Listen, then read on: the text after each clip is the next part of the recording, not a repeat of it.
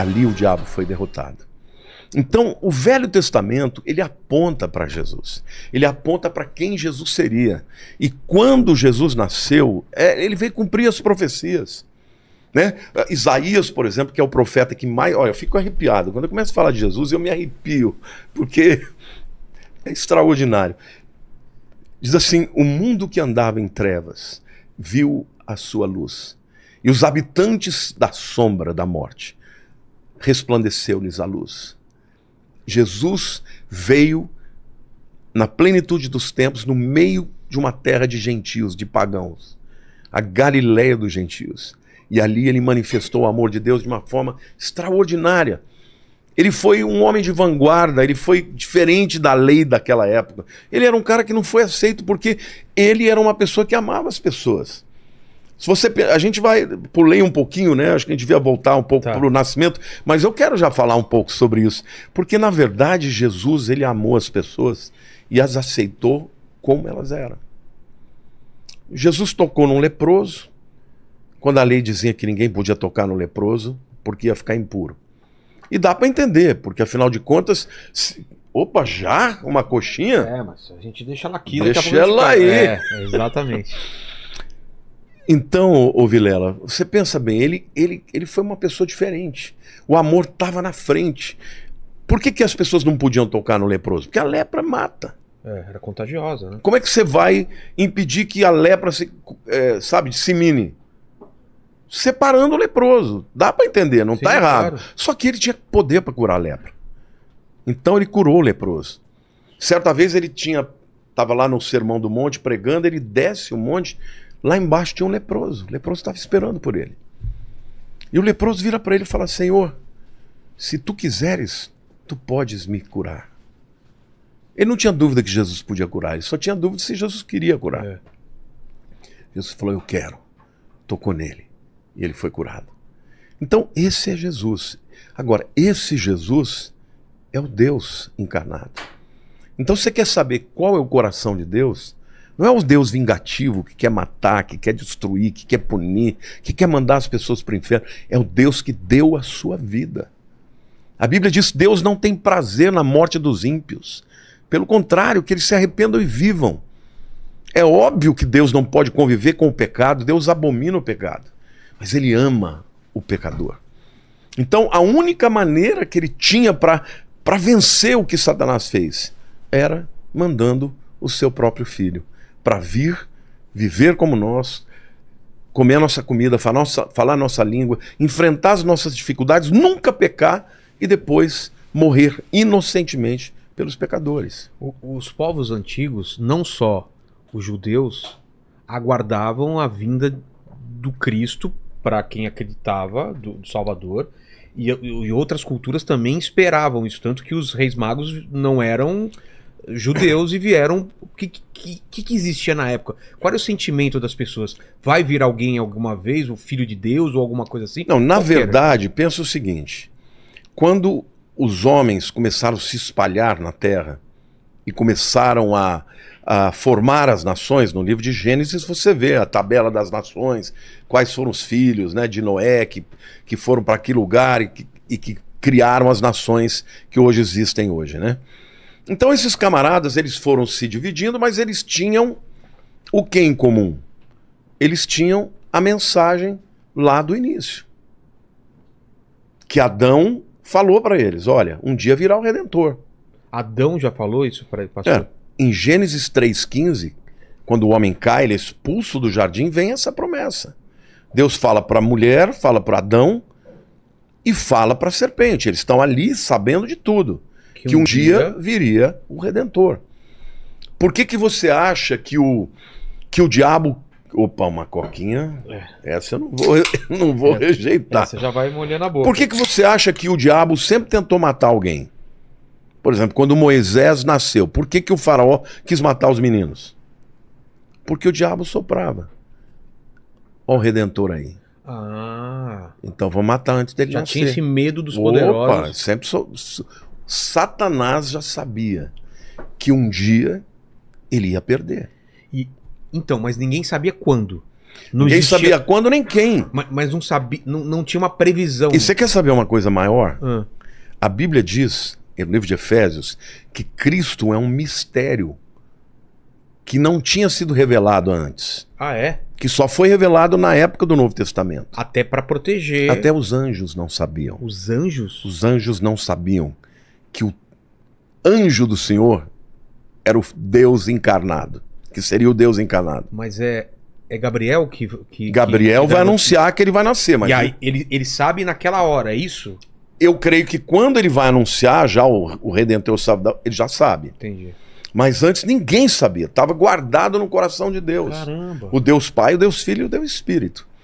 Então, quando vem a profecia, Satanás ele não é onisciente. Ele sabe que uma hora vai nascer um Redentor. E esse Redentor pode ser aquele que nasceu. Então, o primeiro que ele tentou matar foi Moisés. Porque na cabeça dele. Na cabeça poderia dele, ser- poderia ser dali. Só que Deus o preservou, né? Você conhece a história, Sim. botaram no cestinho, e aí a filha do faraó criou Moisés e tal, e acabou sendo, de fato, um libertador, não o redentor, mas o libertador do povo. Passam muitos anos, vêm os magos lá do Oriente, Por quê? da Babilônia, porque eles tinham uma profecia Deles. de números, não, de um camarada chamado Balaão. Balaão era um profeta pagão, Ah, é? mas que interessante isso, né? É? Era um profeta pagão que tinha revelação. Caramba. Eles tinham, por exemplo, ele recebia dinheiro do rei para ir lá amaldiçoar Israel. Chegava na hora, ao invés de amaldiçoar, ele abençoava. Aí o rei falava, pô, mas você vai abençoar? Eu te paguei. Ah, eu não consegui. Aí mandava de novo. Ele ia, abençoava de novo. Aí chegou uma hora e falou, eu não posso amaldiçoar para a quem Deus abençoa. Um camarada desse é um canalha, né? Porque ele sabe. Ele falava com Deus. É. Esse camarada, quando ele viu que não tinha jeito, como ele já tinha recebido a propina, ele falou, ó, eu não vou poder amaldiçoar, mas eu vou te ensinar como é que você vai fazer esse povo cair. Você mande um monte de mulheres prostitutas e idólatras. E ídolos. Porque eles vão pecar contra Deus, aí eles vão perder. Agora, esse camarada, ele profetizou que um dia uma estrela viria do Oriente e que essa estrela regeria o mundo com cetro de ferro. Esses camaradas da Babilônia, eles eram astrônomos, liam as estrelas, os astros, entendeu? E eles, pelos estudos que eles tinham, e mais a profecia de Balaão, quando eles viram o alinhamento dos planetas, ele falou, agora, Júpiter, na concepção deles, era A estrela. o astro-rei. Falou, vai nascer lá em Belém. Então eles foram. Só que quando eles chegaram, eles viram o sinal da estrela, mas eles não sabiam onde era. É. Aí eles procuraram Quem quem? era? O Herodes. E perguntaram para Herodes, onde que vai nascer? Herodes não sabia, chamou os sábios. Herodes sabia da profecia ou não sabia? Não, Herodes ele nem era judeu, ele era idumeu, ele era edomita casado com uma judia. Então eles chamam os sábios e falam, onde que vai nascer o Messias? Ah, vai nascer em Belém. Porque Miqueias 5:2 fala, e tu, Belém, Efrata, né, pequena entre as milhares. Tinha profecia que ia ser em Belém. Eu vou ler para você, ó. Caramba. É extraordinário.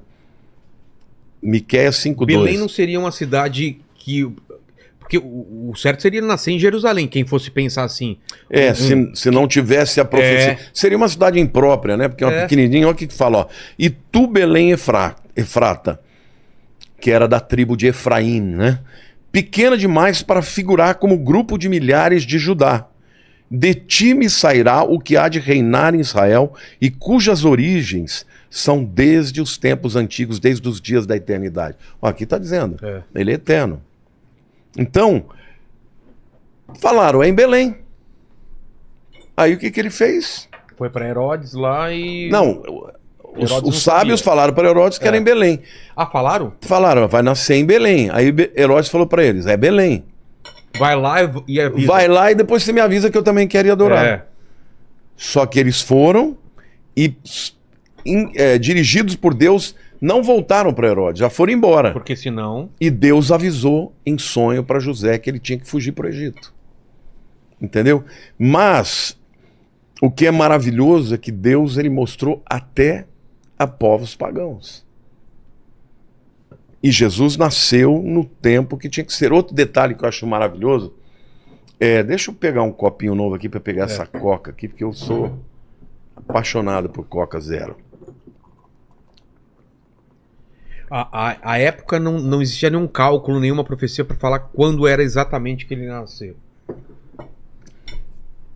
Não havia nenhum cálculo. Mas olha que coisa interessante. O que eu ia falar, meu Deus? Tinha um argumento aqui tão bacana que me fugiu agora. A gente estava falando do que mesmo? Tava falando... Ah, sim. O que eu queria falar é o seguinte. O César Augusto, nós estamos falando do César, né, do imperador romano, né, o Augustiniano, né, que mandava no mundo daquela época. Israel estava debaixo, né, do domínio dos romanos. Ele determina fazer um censo.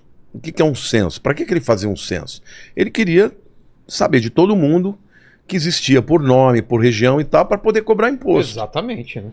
Então o que ele fez? Ele determinou um censo. E esse censo fez com que todos os varões, todos os homens de Israel voltassem para sua terra de origem. Então, José e Maria, que estavam em Nazaré, morando em Nazaré, que fica na Galileia, tiveram que ir para Belém. Belém fica na Judéia, que fica aí uns 7, 8 quilômetros de Jerusalém. Eles chegaram na época da Páscoa. Na época da Páscoa, Jerusalém tinha mais de 1,5 milhão de pessoas. Naquela época? Naquela época. Porque o que eram as festas de peregrinação? São 3: Páscoa, Pentecostes e Tabernáculos. Todo mundo tinha que vir para Jerusalém para trazer as ofertas de primícia no templo. Então, além de ter a festa da Páscoa, tinha o censo romano. Ora, José era de Belém, então ele não tinha escolha, ele tinha que ir para Belém. E quando ele chega em Belém, não tinha lugar nenhum para que Jesus... Então, foram para um estábulo.